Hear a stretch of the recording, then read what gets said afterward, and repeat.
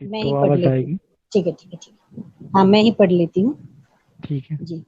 बोध अनुभव जिज्ञासा है, अवधारणा पूरा होने पर ही अनुभव होता है। उत्तर, अवधारणा के बाद बोध, आत्मबोध होना, अनुभव होना, प्रमाण होना स्वाभाविक होता है।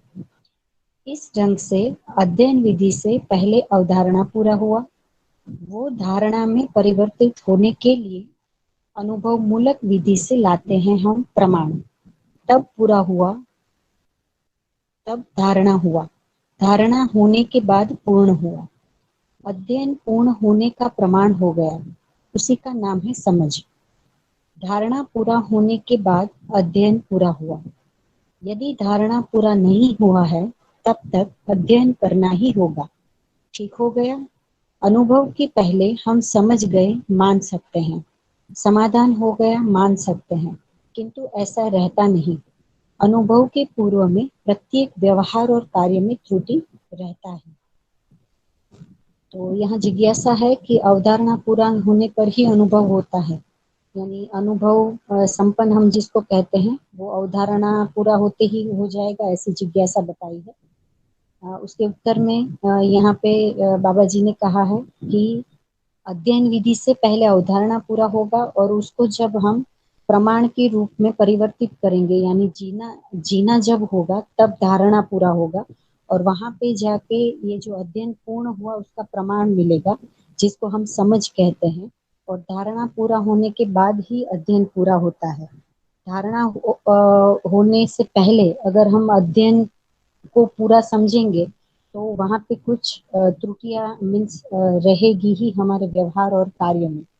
तो धारणा के बाद ही, यानी इस अनुभव को प्रमाणित करने के बाद ही हमारा जो अध्ययन है वो पूरा हुआ, ऐसा हम कह सकते हैं। ये ठीक है भैया, इसमें कुछ और? क्या अनुभव में ही संपृक्तता का बिंदु समझ में आता है? उत्तर, अनुभव में ही आता है। बुद्धि में जो बोध होता है उसका अनुभव होता ही है, फिर कहना अनुभव ही प्रमाण है। अनुभव प्रमाण क्या है? सर्वदेश सर्वकाल के लिए हो जाता है। अनुभव होने से क्या हो गया? सर्वदेश सर्वकाल के लिए उपलब्ध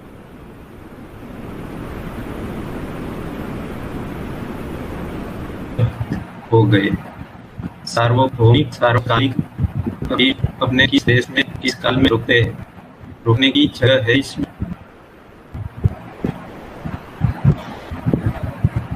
इसके नीचे का पैराग्राफ भी है इससे रिलेटेड ही। गोल यानी लक्ष्य वही है, अवधारणा और धारणा। अवधारणा और धारणा के बीच में हमारा पुरुषार्थ कुछ नहीं है, अपने आप से होता है, अपने आप से होता है अनुभव। धारणा के बाद पुरुषार्थ हमको करना है। क्या करना है? प्रमाणित करना है।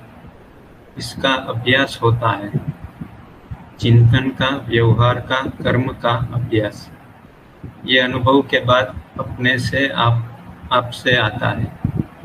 पहले कैसे है? हमको करना है। सत्य बोध में क्या 3 फैक्टर यानी घटक दिए हैं? स्थिति सत्य, वस्तु स्थिति सत्य, वस्तुगत सत्य। इसका बोध होना। बोध काहे के लिए होना? सुख के लिए, सुखी होने के लिए बोध होना, और किसी कारण के लिए नहीं। संपूर्ण समाधान के अवधारणा हो जाने के बाद अनुभव होना स्वाभाविक है। अनुभव के लिए कोई उपदेश नहीं है, अनुभव के लिए कोई पुरुषार्थ नहीं है। अनुभव स्वाभाविक जीवन सहज प्रक्रिया है। बोध होने के बाद अनुभव होता ही है। अवधारणा, बोध होना, पुरुषार्थ। पुरुषार्थ क्या है? अध्ययन है। अध्ययन में क्या है? तदाकार है।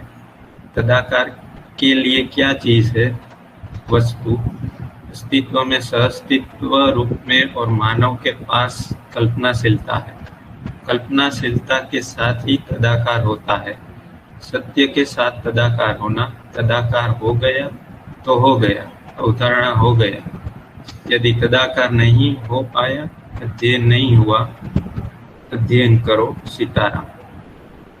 तो यहाँ पहली जो जिज्ञासा थी उसमें जो एक क्रम रखा बाबा जी के साथ के अनुभव के पहले जो अवधारणा है, उसके बाद बुद्धि में आत्मबोध है और फिर अनुभव के पश्चात अनुभव बोध। तो बाबा जी ने उसका अनुमोदन किया कि यही प्रमाण बोध है। बाद की जो जिज्ञासा है कि संपृक्तता का बिंदु क्या अनुभव में ही समझ में आता है, तो उसमें बाबा जी ने कहा कि यहाँ अनुभव में ही आता है, सारा जो पुरुषार्थ है वो अवधारणा बोध तक ही है। और अनुभव होने से क्या हो गया कि हम प्रमाण के लिए उपलब्ध हो गए, यानी कि सार्वभौम और सार्वभौमिक और सार्वकालिक तरीके से हम वास्तविकता को प्रकाशित करने के लिए हम तैयार हो गए। तो अनुभव की ये उपलब्धि यहाँ पर बताई पहले पैराग्राफ में। तो और दूसरे पैराग्राफ में यह कहा कि जो लक्ष्य है वो अवधारणा और धारणा है, और अवधारणा और धारणा के बीच में हमारा पुरुषार्थ नहीं है, मतलब अनुभव के लिए पुरुषार्थ नहीं है। सारा जो पुरुषार्थ है वो अवधारणा तक ही है, यानी कि अध्ययन तक ही है। तो जो बुद्धि में आता है वो वही चीज अनुभव में आता है। तो सत्य बोध की जो बात की है वो 3 फैक्टर के रूप में, यानी 3 घटक के रूप में, स्थिति सत्य, वस्तु स्थिति सत्य, वस्तुगत सत्य का बुद्धि में जो बोध होता है वही चीज अनुभव में भी आता है। बोध क्यों, काहे के लिए होता है, मतलब वो किस वहाँ मोटिवेशन फैक्टर क्या है कि सुखी होने के लिए हम अध्ययन करते हैं, तो उस अध्ययन की स्थिति में बोध होता है। और जो तीसरा पैराग्राफ है उसमें कहा कि संपूर्ण समाधान के अवधारणा हो जाने के बाद अनुभव होना एक स्वाभाविक घटना है। अनुभव के लिए फिर आगे कोई उपदेश या इसकी कोई आवश्यकता नहीं, उसके लिए कोई पुरुषार्थ नहीं, वो स्वाभाविक जीवन सहज प्रक्रिया है। पुरुषार्थ अध्ययन तक ही है। और अध्ययन में क्या है, तो अध्ययन में वास्तविकता के साथ, वस्तु के साथ, अस्तित्व सह अस्तित्व रूप में जो वस्तु है उसके साथ कल्पनाशीलता का तदाकार होना, ये अध्ययन की उपलब्धि। कल्पनाशीलता के साथ तदाकार होते हैं, यानी कि कल्पनाशीलता जब सत्य के साथ, वास्तविकता के साथ तदाकार हो गया तो अवधारणा हो गया। और तदाकार नहीं हो पाता है तो अध्ययन भी नहीं होता और अवधारणा तक नहीं पहुंचते। इसके लिए अध्ययन की आवश्यकता है। इतना मुझे समझ में आया। तो अध्ययन बोध में पहले बोध, जो बोध है उसमें अर्थ से शब्द और शब्द से वस्तु, और फिर उसी ही की स्वीकृति अनुभव में होती है। और अनुभव में इस प्रकार स्वीकृति होने पर फिर प्रामाणिकता आ गई। उसके बाद, प्रामाणिकता के बाद जो बुद्धि में प्रमाण बोध होता है, और इसी को प्रमाणित करने के लिए बुद्धि, चित्त, वृत्ति और मन ये सब काम करने लगते हैं। मतलब अनुभव के बाद जो अनुभव को प्रमाणित करने के लिए जो बोध होता है बुद्धि में, उसको प्रमाण बोध कहते हैं। और इसी को प्रमाणित करने के लिए उसके फिर बुद्धि, चित्त, वृत्ति, मन सब काम करने लगते हैं। तो फिर बाबा जी ने बताया कि जो बुद्धि का वर्चस्व है या जो मौलिकता है वो बोध ही है। चित्त की जो वर्चस्व है वो चिंतन ही है। ये पूरा अनुभव मूलक बताया बाबा जी ने। बुद्धि का जो वर्चस्व है वो न्याय, धर्म, सत्य के आधार पर तुलन ही है। और मन का वर्चस्व मूल्यों का आस्वादन ही है। तो इस प्रकार पूरा जीवन है वो अनुभवमय हो जाता है अनुभव मूलक विधि से। और अध्ययन विधि से अनुभव में स्वीकृति तक पहुंचते हैं, और फिर उसके बाद अनुभव मूलक विधि से प्रमाणित होने तक पहुंचते हैं। जी, ऊपर लेना भैया स्क्रीन।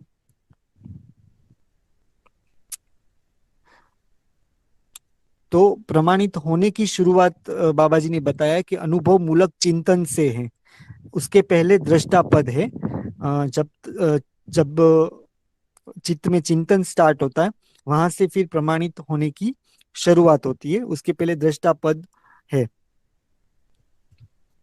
और अध्ययन अनुभव पूर्वक मनुष्य है, मानव है, वो दृष्टा पद में आ जाता है। और फिर प्रमाणित होने और जीने में परंपरा के रूप में ही होता है।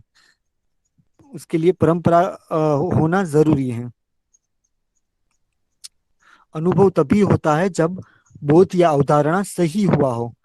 और फिर आगे बाबा जी ने बताया कि सही के अलावा बुद्धि में कुछ जाता भी नहीं है। अगर सही समझते हैं तो वही बुद्धि में जाता है और उसी का बोध होता है, वही अवधारणा में आता है। अगर उल्टा सीधा तर्क लगाते हैं तो वो सही में नहीं जाता। और जो सही होता है वो तर्क से आगे है, ऐसा बताया बाबा जी ने। और बाबा जी ने ये भी बताया कि उनको भी जो उन्होंने साधना संयम समाधि संयम पूर्वक चले थे वो, तो उसमें भी उनको भी सबसे पहले ये सहअस्तित्व बोध ही हुआ था और उसके बाद अनुभव हुआ था। और वो अध्ययन पूरा होने पर ही अनुभव होता है। अध्ययन की वस्तु जो है वो संपूर्ण सहअस्तित्व ही है। अगर यदि अध्ययन पूरा होता है तो फिर बुद्धि में प्रमाणित करने के लिए संकल्प होता है और फिर आत्मा में अनुभव होता है। और बाद में अनुभव पूर्वक ही प्रमाणित करने की प्यास बुझती है। और अध्ययन पूरा होने की स्थिति में अवधारणा में प्रमाणित होने की तत्परता बनती है। अनुभव मूलक विधि से जब हम वापिस चलते हैं तो अनुभव होने के बाद जो आत्मा में प्रमाणित होने की जो प्यास है वो बुझती है और उसके बाद बुद्धि में बोध होता है प्रमाणित होने के लिए।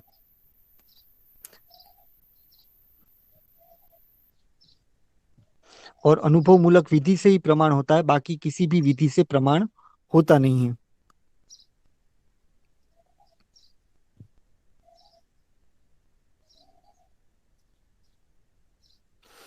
और फिर आगे बाबा जी ने बताया कि अ, हर जीवन हर मानव न्याय धर्म सत्य, हर जीवन न्याय धर्म सत्य चाहता ही है।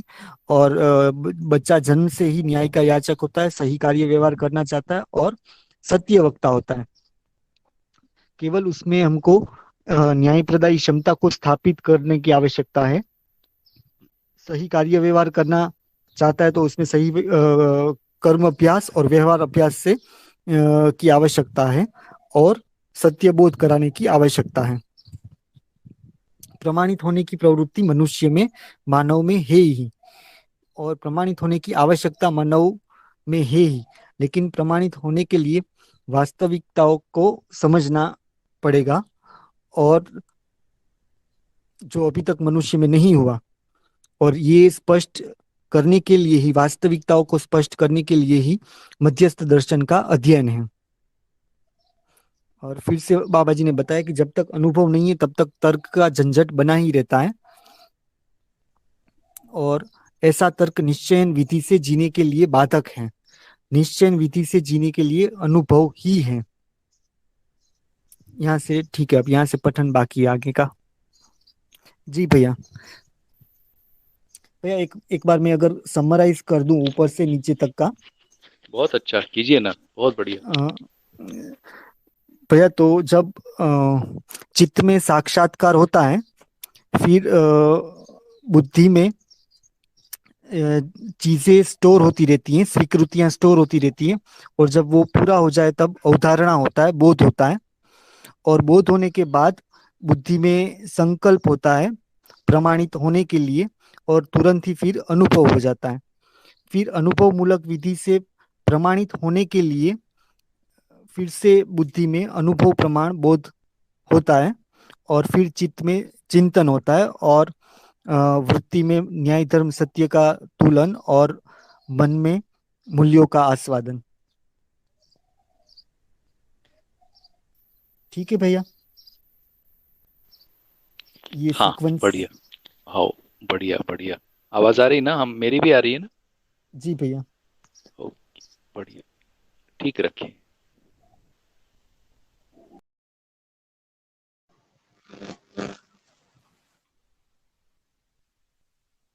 ओके, तो कल जितनी भी हमारी बात हुई है तो अनुभव और बोध का जो अ, है वही हम लोग उसी को आगे पढ़ रहे हैं। तो यहाँ पे लिखा है कि अध्ययन पूरा होने पर ही अनुभव होता है और अध्ययन की वस्तु संपूर्ण सह अस्तित्व ही है। और इस वाङ्मय को जब हमने पढ़ना शुरू किया मीन्स डॉक्यूमेंट को, तो एक ध्यान ये भी मेरा गया कि वहाँ पे ये भी कहीं लिखा था कि हमें जो अनुभव होगा वो मीन्स अध्ययन में जो सह अस्तित्व को हम तर्कपूर्वक समझेंगे उसी का ही अनुभव होगा। तो अनुभव है वो अस्तित्व का है, लेकिन तर्कपूर्वक हम में सह अस्तित्व से हम अनुभव तक पहुंचेंगे। तो एक ये मेरा ध्यान गया था। और अध्ययन यदि पूरा होता है तो बुद्धि में प्रमाणित करने के लिए वो संकल्प होता ही है और प्रमाणित करने के लिए तत्काल ही प्रयास बनता है। तो उसको प्रमाणित करना भी उसी क्रम में होता है और अनुभव मूलक विधि से ही प्रमाण इसका होता है। दूसरा कोई प्रमाण है ही नहीं, ऐसा यहाँ पे कहा जा रहा है। यहाँ पे जो अनुभव में जो प्रमाण होगा वो न्याय धर्म सत्य ही मीन्स उसकी ही क्लैरिटी होगी और उसके अनुभव में हम न्याय धर्म सत्य को ही ठीक से मीन्स पहचान पाएंगे या उसी को फिर प्रमाणित करेंगे अनुभव के बाद। और आखिर में बात यही आती है, जीने देना है और जीना है, होने देना है, होते ही रहना है। तो यहाँ पे भैया ये जीने देना है और जीना है वो तो बार बार हम लोगों ने सुना है, लेकिन ये होने देना है, बताओ। हर जीवन न्याय धर्म सत्य को चाहता ही है। जन्म से ही बच्चे न्याय के याचक होते हैं, सही कार्य व्यवहार करना चाहते हैं और सत्यवक्ता होते हैं। हर बच्चा न्याय का याचक है, उसमें न्याय प्रदायी क्षमता को स्थापित करने की आवश्यकता है। हर बच्चा सही कार्य व्यवहार करना चाहता है, उसमें कर्म और व्यवहार के अभ्यास कराने की आवश्यकता है। हर बच्चा सत्यवक्ता है, उसमें सत्य बोध कराने की आवश्यकता है। प्रमाणित होने की प्रवृत्ति मनुष्य में है ही, प्रमाणित होने की आवश्यकता मनुष्य में है ही, लेकिन प्रमाणित होने के लिए वास्तविकताओं की समझ मनुष्य में अभी तक नहीं थी। वह स्पष्ट करने के लिए ही मध्यस्थ दर्शन का अध्ययन है। जब तक अनुभव नहीं है तब तक तर्क का झंझट बना ही रहता है। ऐसा तर्क निश्चयन विधि से जीने के लिए बाधक है। निश्चयन विधि से जीने के लिए अनुभव ही है। सह अस्तित्व स्थिर है, विकास और जागृति निश्चित है। इन तीन बातों को ही जीने में प्रमाणित किया जाता है। इन तीन बातों को समझाने के लिए ही पूरा दर्शन वाद शास्त्र लिखा है। पूरा वाङ्मय संक्षिप्त होने पर 5 सूत्रों में सूत्रित होता है। सह अस्तित्व में विकास क्रम, सह अस्तित्व में विकास, सह अस्तित्व में जागृति क्रम और सह अस्तित्व में जागृति। तो यहाँ ये 3 पैराग्राफ में मुझे लगता है कल भी ये बात हुई थी, मैंने आज थोड़ा रिपीट कर दिया है।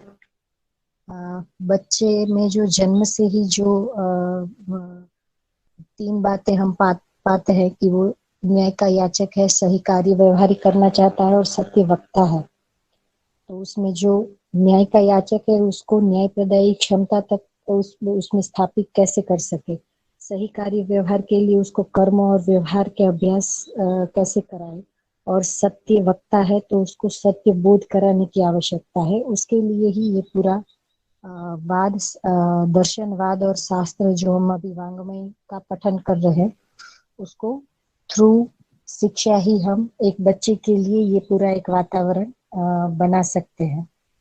और प्रमाणित होने की प्रवृत्ति भी मनुष्य में है और आवश्यकता मनुष्य में ही है, लेकिन इन वास्तविकताओं को पहचानने की समझ जो है वो अब तक नहीं थी, जो अभी मध्यस्थ दर्शन से स्पष्ट हो गई है।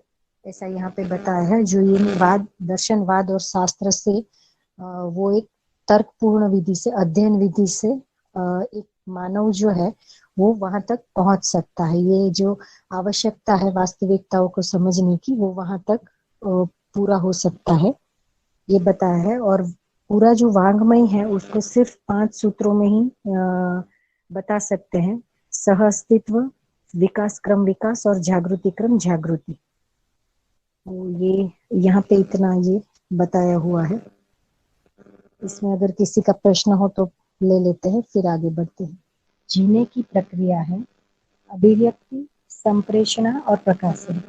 इन 3 तरीकों से मनुष्य अपने अनुभव को जीने में प्रस्तुत करता है। प्रकाशन अनुभव की ज्यादा व्याख्या है, संप्रेषणा में सीमित व्याख्या है, अभिव्यक्ति में संक्षिप्त व्याख्या है। सामने व्यक्ति के अधिकार के अनुसार व्याख्या होती है। अध्ययन का लक्ष्य है विस्तार से संक्षिप्त की ओर बढ़ना, स्वयं प्रमाण स्वरूप हो जाना। इससे ज्यादा कुछ होता नहीं है, इससे ज्यादा की कल्पना भी नहीं की जा सकती। कल्पना के आधार पर ही मनुष्य ज्ञान संपन्न होता है। नियम, नियंत्रण, संतुलन, न्याय, धर्म, सत्य, ये 6 आयामों में ही मनुष्य के प्रमाणित होने की सीमा है, इससे ज्यादा नहीं है। तो यहाँ पे अनुभव संपन्नता के बाद अनुभव मूलक विधि से जब प्रमाणित होना है, तो उसमें जो प्रक्रिया है उसमें बताया है कि अभिव्यक्ति, संप्रेषण और प्रकाशन, ये तीनों से ही अनुभव जो जीने में प्रस्तुत होगा वो इन तीनों से ही ध्यान जाएगा। तो प्रकाशन जो कहा है उसमें उसकी ज्यादा व्याख्या है, संप्रेषणा में सीमित व्याख्या है और अभिव्यक्ति में संक्षिप्त व्याख्या है। तो इसको मैं जितना समझी हूँ, तो अभिव्यक्ति है वो व्यक्ति की अपनी समझ या उसका जो अनुभव है उसको वो अपने जीने में